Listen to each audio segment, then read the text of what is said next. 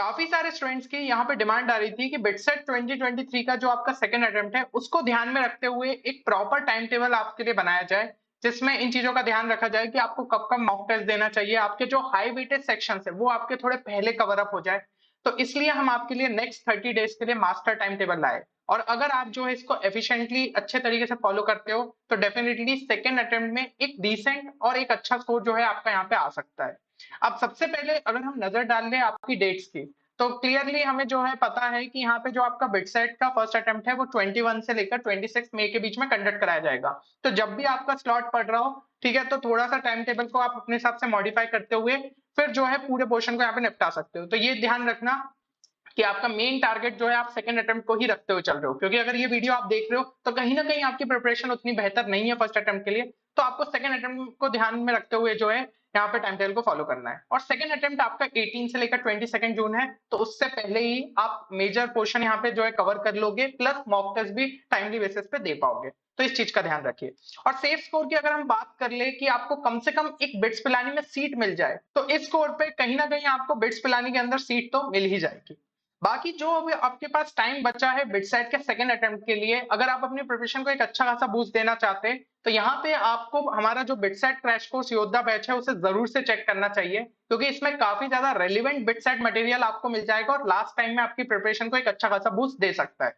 तो इनरोलमेंट यहाँ पे आपको दिया है, एंड साथ ही साथ इस पे जो है अभी 1500 रुपीज ऑफ का एक डिस्काउंट ऑफर चल रहा है, जो कि बहुत जल्द खत्म हो जाएगा। तो आप जो है जल्द से जल्द इस कोर्स में इनरोल कर सकते हैं। अब यहाँ पे हम बात कर लेते हैं कि ज्यादातर स्टूडेंट्स की करंट सिचुएशन किस तरीके से है।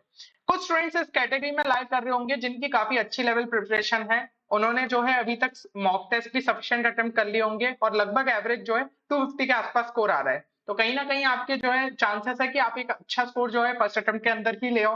और आपने जो है अभी तक कंप्लीट सिलेबस को एक बार रिवाइज भी कर चुके हो विद प्रॉपर क्वेश्चंस प्रैक्टिस, और एलआर एंड इंग्लिश एक जो पोर्शन है उसको भी आपने अच्छे तरीके से यहाँ पे कर लिया है। तो मेजर टारगेट आप सभी का जो है फर्स्ट अटेम्प्ट ही होना चाहिए। जो है पूरी जान लगा दीजिए कि आप जो है फर्स्ट अटेम्प्ट में ही एक अच्छा स्कोर ले आओ। और थोड़ा बहुत अगर इधर उधर रहा कि आपको जो ब्रांच चाहिए थी आपकी डिजायर्ड वो नहीं मिल पा रही, तो वो सेकंड अटेम्प्ट में आप पॉसिबल कर लोगे। एंड अगर हम बात करें जिन स्टूडेंट्स की यहाँ पे डिसेंट लेवल प्रिपरेशन है, तो डिसेंट का मतलब कि मॉक टेस्ट में आपका 170 टू 180 के आसपास स्कोर आ रहा है। सिलेबस आपने उतना अच्छे से अभी रिवाइज नहीं कर पाए हो, लेकिन मॉक टेस्ट आपने दिए है बीच में, और आपको उससे पता चल रहा है कि हाँ थोड़ा एक आपका जो है डिसेंट स्कोर आ रहा है 170 टू 180 के आसपास। तो देखो आपको जो है अपना बेस्ट देने का ट्राई करना चाहिए फर्स्ट अटेम्प्ट में, और उसके बाद उसी स्कोर को एक अच्छा खासा बूस्ट जो है आप सेकंड अटेम्प्ट में दे सकते हो। बाकी जो अदर्स की कैटेगरी में आते हैं उनका तो मेजर टारगेट यहाँ पे सेकंड अटेम्प्ट होना चाहिए, क्योंकि अगर अभी आपकी डिसेंट लेवल भी प्रिपरेशन नहीं है तो फर्स्ट अटेम्प्ट तो एज अ जो है मॉक ड्रिल आपके लिए साबित होगी, उसके बाद सेकंड अटेम्प्ट में ही आप अपना जो है एक्चुअल पोटेंशियल यहाँ पे दिखा पाओगे। अब अगर बात करें कि फिर फर्स्ट अटेम्प्ट क्या आपके लिए एकदम फालतू हो गया, तो ऐसा नहीं है। फर्स्ट अटेम्प्ट में काफी सारी चीजें आपको सीखने को मिलेगी। एक तो एग्जाम हॉल एक्सपीरियंस आपको जो है देखने को मिलेगा, साथ ही साथ आपको समझ में आएगा कि गलतियां क्या हो रही है। तो जैसे ही आपका पेपर दे के आओगे, थोड़ा बहुत भलाई रेस्ट लेना है ले लो, लेकिन एक फौरन जो है आपको पेपर उठाना चाहिए, क्योंकि फ्रेश आपको जो है दिमाग में चीजें रहेगी कि एक्चुअल में कहाँ पे गलतियां हुई आपके पेपर में, और आप उन गलतियों को जो है सेकंड अटेम्प्ट के पहले सुधार सकते हो। तो कोई एक पर्टिकुलर सेक्शन था, मैथ्स ने आपको डिफिकल्टी दी या फिर फिजिक्स ने या केमिस्ट्री में, मतलब जो आप बेहतर कर सकते थे लेकिन कम प्रिपरेशन की वजह से, मतलब आपको फॉर्मूले याद नहीं थे या ऐसी जो भी चीजें हैं उसको उस पेपर पे लिखो, ताकि सेकंड अटेम्प्ट तक उन पे जो है वर्क करके उन्हें सुधार लो। कुछ वीक चैप्टर्स है थे क्या, या फिर आपकी स्पीड जो है काफी कम थी, तो ये सारी चीजें आपको पता चलेगी। अब जैसे जैसे फैक्टर के हिसाब से आपको चीजों पे वर्क करना रहेगा। फॉर एग्जाम्पल अगर आपकी स्पीड कम थी तो आपको समझ में आया कि आपको जो है एक्स्ट्रा क्वेश्चंस प्रैक्टिस करने पड़ेंगे, वो भी प्रॉपर टाइमर के साथ। आपको जो है मॉक टेस्ट ज्यादा देने पड़ेंगे ताकि आप अपनी स्पीड को और अच्छे से इंप्रूव कर पाओ। और आपको ये समझना होगा कि कन्वेंशनल अप्रोचेस की जगह आपको थोड़े बहुत जो है स्मार्ट अप्रोचेस भी लगाने आने चाहिए। तो यहाँ पे जो हम आपके लिए स्पीड बूस्टर सीरीज लाए उसमें आपको ये चीजें बता भी रहे, उसकी लिंक जो है वो आपको प्लेलिस्ट की लिंक डिस्क्रिप्शन में मिल जाएगी, तो जरूर से चेक करिएगा। आपके दोनों ही अटेम्प्ट के लिए काफी ज्यादा यूजफुल साबित होगी। इवन क्रैश कोर्स में भी स्टूडेंट्स को हम लगातार यही चीज गाइड कर रहे हैं कि किस तरीके से स्मार्टली क्वेश्चंस को जो है यहाँ पे वो सॉल्व करें। अब हम बात कर लेते हैं कि ऐसे कौन से इंपॉर्टेंट फैक्टर है जो कि आपको यहाँ पे ध्यान रखने चाहिए 30 डेज के टाइम टेबल को फॉलो करते हुए। तो 30 डेज का टाइम टेबल जो है आपको यहाँ पे बताया जाएगा, उससे पहले इन फैक्टर्स को जरूर जो है ध्यान से देख लीजिए। सबसे पहले तो आपको आपके स्ट्रॉन्ग पोर्शन को और ज्यादा जो है स्ट्रेंथन करना होगा। वीक पोर्शन से ज्यादा आपका फोकस जो है स्ट्रॉन्ग पोर्शन पे रहना चाहिए, क्योंकि उनमें अगर हमने अपने मार्क्स सिक्योर कर लिए तो ऐसा है कि फिर वहां से आप एक सेफ जोन में जरूर पहुंच जाओगे। तो as per the 30 days schedule आप जो भी चैप्टर यहाँ पे पढ़ रहे हो उनके उस सब टॉपिक्स को तो आप सिंपली जो है रिवाइज कर लो जो कि आपको ऑलरेडी आते हैं, और उनके ज्यादा क्वेश्चंस प्रैक्टिस करो। बार बार थ्योरी पढ़ने से काम नहीं होगा, अब जो है क्वेश्चन सॉल्विंग पे हमें ज्यादा फोकस करना है, क्योंकि आप ये समझ चुके हो बिटसेट में उतने टफ क्वेश्चंस नहीं आएंगे, बस हमारी स्पीड जो है अच्छी रहनी चाहिए। तो ज्यादा फोकस आपका क्वेश्चन सॉल्विंग पे होना चाहिए। और जो वीक पोर्शन है उनके आप थोड़े बहुत वन शॉट देख सकते हो, उनके कॉन्सेप्ट समझ में आ जाएंगे और किस तरीके से एप्लीकेशन लगाना है तो वो आप सॉल्व्ड एग्जांपल्स के थ्रू समझ पाओगे। अगला जो है क्वेश्चन सॉल्विंग की, जैसे कि मैंने बात करी, तो एक चीज जो है क्वेश्चन सॉल्विंग करते हुए ध्यान रखना कि आपको वैरायटी के क्वेश्चंस उठाने instead of more number of question.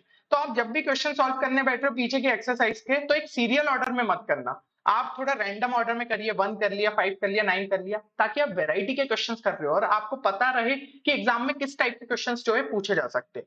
और जो आपके सॉल्व्ड एग्जांपल्स है उनकी ज्यादा से ज्यादा हेल्प लो, ताकि आपको अप्रोच समझ में आए कि क्वेश्चंस को एक्चुअली में जो है अप्रोच क्या किया जाता है।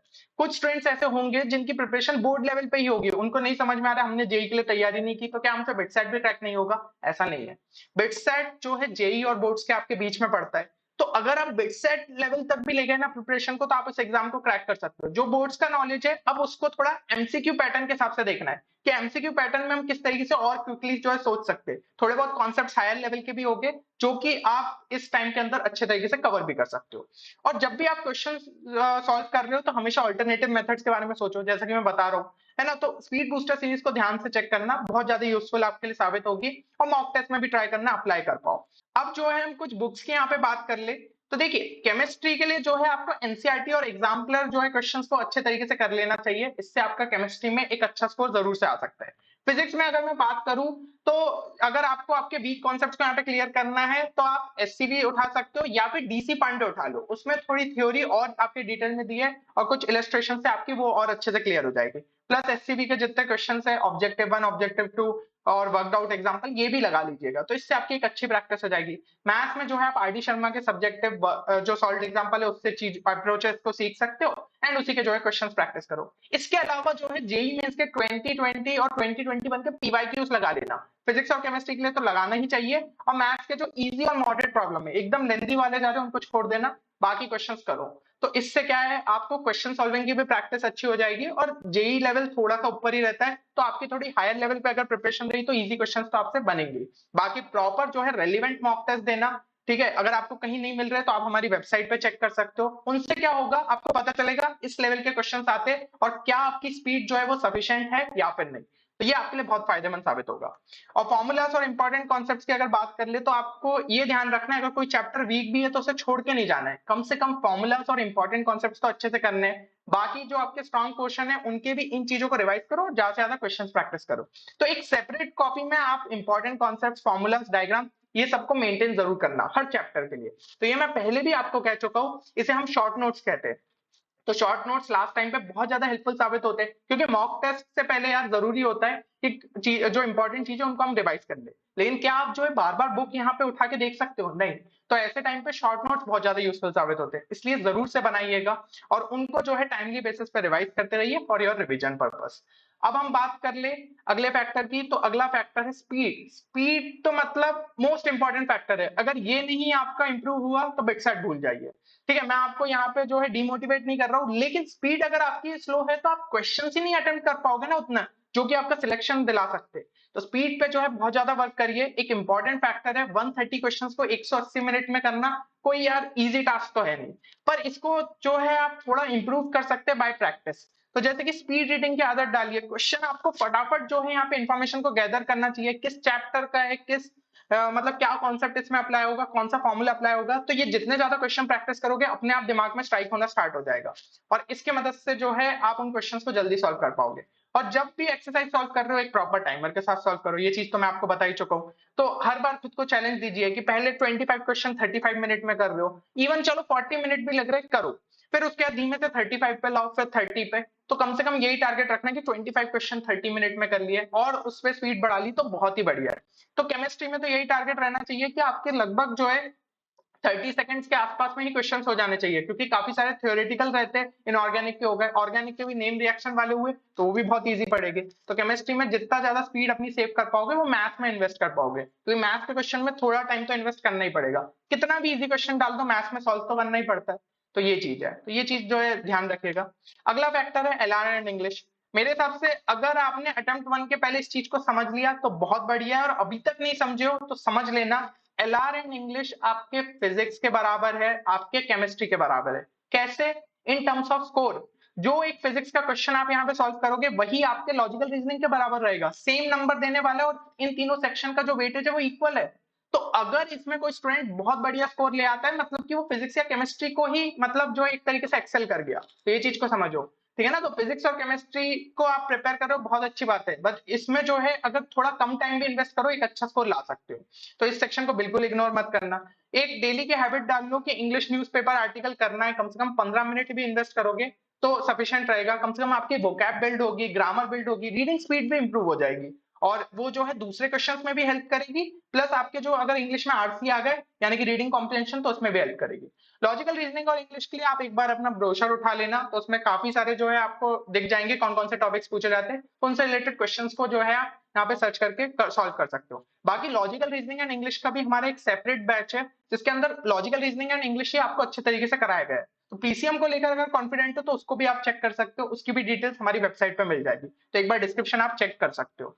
बात कर ले मॉक टेस्ट की, तो मॉक टेस्ट लास्ट में सबसे ज्यादा जरूरी है। जैसे ही आप अपने सिलेबस को कंप्लीट कर चुके होंगे आपको मॉक टेस्ट रेगुलर बेसिस पे अटेम्प्ट करना है, और सबसे ज्यादा चीज जरूरी है कि उसका सेल्फ एनालिसिस करो, समझो कि गलतियां कहाँ पे हुई है, ताकि उसको इंप्रूव करते हुए नेक्स्ट मॉक टेस्ट में जो है अपने यहाँ पे आप अपना स्कोर बढ़ा पाओ। तो इस चीज का ध्यान रखिए।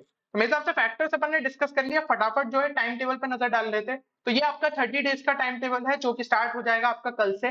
तो इसको प्रॉपर तरीके से फॉलो करो। इसकी जो पीडीएफ है ना वो हमारे टेलीग्राम चैनल पे आपको मिल जाएगी, तो स्क्रीनशॉट लेने की जरूरत नहीं है, वहां से डाउनलोड करिए और भाई सेव करके रखो कि हाँ हर दिन का मेरा ये टारगेट है। पहले ही दिन जो है कॉपी पे लिख लो कि ये करना ही करना है। अब जैसे जैसे आपके चैप्टर जितना बड़ा होगा उतना ही हम इसमें जो है एक्स्ट्रा टाइम आपके लिए रखा है। जैसे मॉडर्न फिजिक्स थोड़ा बड़ा चैप्टर है तो अपन जो है 3 दिन रख सकते हैं, और इक्वल जो है आप नंबर ऑफ आवर्स का यहाँ पे वेटेज कर लो कि फिजिक्स को 4 घंटे, केमिस्ट्री को 4 घंटे, मैथ्स को 4 घंटे, इस हिसाब से जो है वर्क करना है आपको, है ना। तो जैसे जैसे आपके चैप्टर से उस हिसाब से दिया है, और इसमें ध्यान रखना जो टॉपिक्स आते हैं उनको थोड़ा स्किप करना ही पड़ेगा, तभी पूरा पोर्शन जो है इन 30 डेज के अंदर हो सकता है। तो जो आपके हाई वेटेज है उनको हमने थोड़ा शुरू में रखा है, जैसे मॉडर्न फिजिक्स हो गया, जीओसी हो गया, आपका वेक्टर स्टडी हो गया, तो इस हिसाब से आपका टाइम टेबल यहाँ पे प्रिपेयर किया।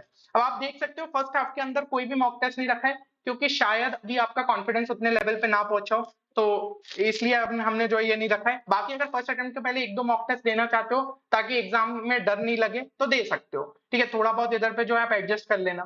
देन यहाँ पे फिर नेक्स्ट हाफ में जो है आपके मॉक टेस्ट स्टार्ट हो जाएंगे, तो प्रॉपर तरीके से चैप्टर कंप्लीशन के साथ मॉक टेस्ट भी देने, तो उसमें किसी ना किसी एक सब्जेक्ट का स्लॉट आपका खाली रहेगा, इसलिए रखा गया है कि ये जो 3-4 घंटे आपके यहाँ पे नहीं आपको इन्वेस्ट करने, वो मॉक टेस्ट में इन्वेस्ट कर लो, है ना। तो फिर मॉक टेस्ट अच्छे तरीके से जो है देना, उसका थोड़ा एनालिसिस करना, गलतियां समझ में आएगी तो अगले मॉक टेस्ट में इंप्रूव कर पाओगे।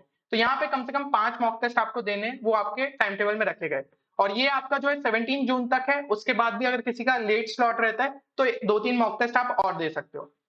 बाकी कंप्लीट पीडीएफ जो है हमारे टेलीग्राम चैनल पे आपके लिए अपलोड रहेगी। एंड देखिए ये चीज ध्यान रखिए कि अब जो बचा हुआ टाइम है उसको बहुत ही अच्छे से यूज करना है। देखो जेईई मेंस का फर्स्ट अटेम्प्ट खत्म हो गया, सेकंड अटेम्प्ट खत्म हो गया, यहाँ पे बिटसेट का फर्स्ट अटेम्प्ट भी खत्म हो जाएगा। अब आखिरी अपॉर्चुनिटी है, उसको किसी भी हाल में आपको वेस्ट नहीं करना है। जिस तरीके से भी इंप्रूव कर सकते हो, हम लगातार आपको मोटिवेट करते आ रहे हैं कि इस एग्जाम को जो है हल्के में नहीं लेना है। अभी तक अगर ले रहे थे तो कम से कम सेकंड अटेम्प्ट में एक अच्छा स्कोर ले आओ, और एटलीस्ट ट्राई करो कि कम से कम 12 से 13 घंटे जो है आपको रोज के पढ़ने। भला ही आप हमारे कोर्स में एनरोल्ड हो या नहीं हो, मैं हर एक स्टूडेंट का यहाँ पे सिलेक्शन चाहता हूँ। तो ध्यान से जो है आप यहाँ पे अपना सीरियसनेस दिखाइए और करके दिखाइए इस चीज को। चलिए, तो उम्मीद करता हूँ कि ये वीडियो आपके लिए हेल्पफुल रहेगा, और एक चीज जरूर से जो है कमेंट सेक्शन में मेंशन करिए कि किस अटेम्प्ट को अभी जो है आप ज्यादा फोकस कर रहे हो। अगर प्रिपरेशन अच्छी है, फर्स्ट अटेम्प्ट को कर रहे हो तो वो चीज भी लिखिए, और सेकंड अटेम्प्ट को फोकस कर रहे हो तो वो भी लिखिए, और टारगेट स्कोर अगर मेंशन करना है तो वो भी आप कर सकते हैं। तो चलिए फिर मिलते हैं अगले वीडियो में, तब तक के लिए take care and good bye.